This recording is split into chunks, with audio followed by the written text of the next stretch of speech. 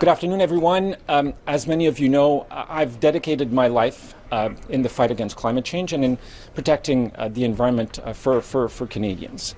I have worked on this in my previous life before I was in politics, and in politics, obviously, it has been the cornerstone of just about everything I have done. We are seeing the impacts of climate change every day in Canada and around the world. We could talk about forest fires in California, forest fires we've seen here in Canada, atmospheric rivers, storms, surges in Canada and all around the world. And the cost of climate change is increasing. It's increased by tenfold in the last decade alone in Canada. This is something that Canadians are faced with and are paying for day in and day out. We have an important decision to make as part of the leadership race of the Liberal Party of Canada by March 9th. And I'm here to tell you today that I will be offering my support to Mark Carney. I've known Mark for many years. We've worked together on issues of green energy, transition, fighting climate change, and the role of the financial sector in fighting climate change. Mark has worked to mobilize actors all around the world. He's a special advisor to the UN Secretary General on the issue of climate change and green financing. He has the experience, he has the background, he's navigated crisis when he was at the Bank of Canada, the Bank of England, and I know he's the right person to help bring us into the next phase of our work to support Canadians, to build a strong economy and to fight climate change. Thank you. Merci. Considering the fact that you're not very popular in Western Canada, especially in Alberta and Saskatchewan, how is your support going to benefit Mr. Carney in this race?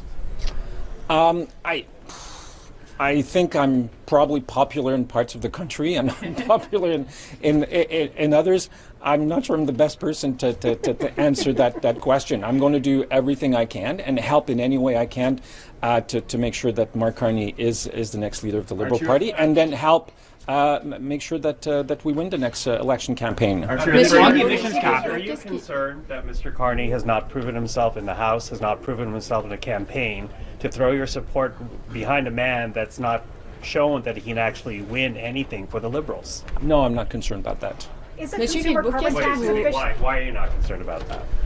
He has a wealth of experience navigating difficult crises. I talked earlier about the financial crisis in 2008 when he was here in Canada, the Brexit in England. He has a ton of experience on the world stage, working in different G7 economies. So for all of those reasons, I have great trust in his abilities. On the emissions cap, just on the emissions cap, you said that would be a key part of something that could replace the consumer carbon tax. Is it your understanding that Mr. Carney would go ahead with the emissions cap as you have spearheaded it so far? So I'm not here to speak on behalf of Mark. He will be making his own statement in his own time on his policy vision for climate, for finance in the coming weeks. What I've given you are examples of tools that we have, whether it's the industrial pricing, whether it's the cap. We will be finalizing regulations on methane emissions so that the oil and gas sector reduce methane emissions, a very powerful greenhouse gas, by at least 75% by 2030. We will be finalizing that regulation in the coming weeks. It is, if not the world's, one of the world's most ambitious target in terms of methane emission. And you know what? Companies will do that almost at no cost and often at a benefit, because basically they're capturing gas that they can use. They're capturing natural gas that they can put to good use. So we have a number of tools in our arsenal that we can use if we decide not to go ahead with the consumer carbon pricing. I'm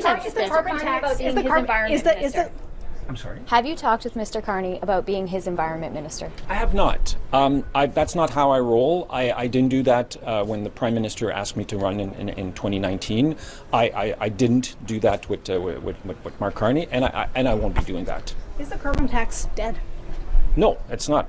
Absolutely not. We still have, as I said, all of the candidates have, to my knowledge, have said that they would continue supporting the industrial carbon pricing, which, may I remind you, gives us 3 times more emission reduction than the consumer carbon pricing. And we will continue. I mean, we know that carbon pricing is one of the most effective tools. The beauty of the consumer carbon pricing is that it was both an environmental measure as well as a social measure, because despite the lies that Pierre Poilievre has been telling Canadians, more Canadians get more money back from carbon pricing than what they pay. And so if we remove that, we not only need to replace an environmental measure with another one that would be equivalent, but we also need to find a way to continue supporting Canadians in those times of challenges with affordability and cost of living issues.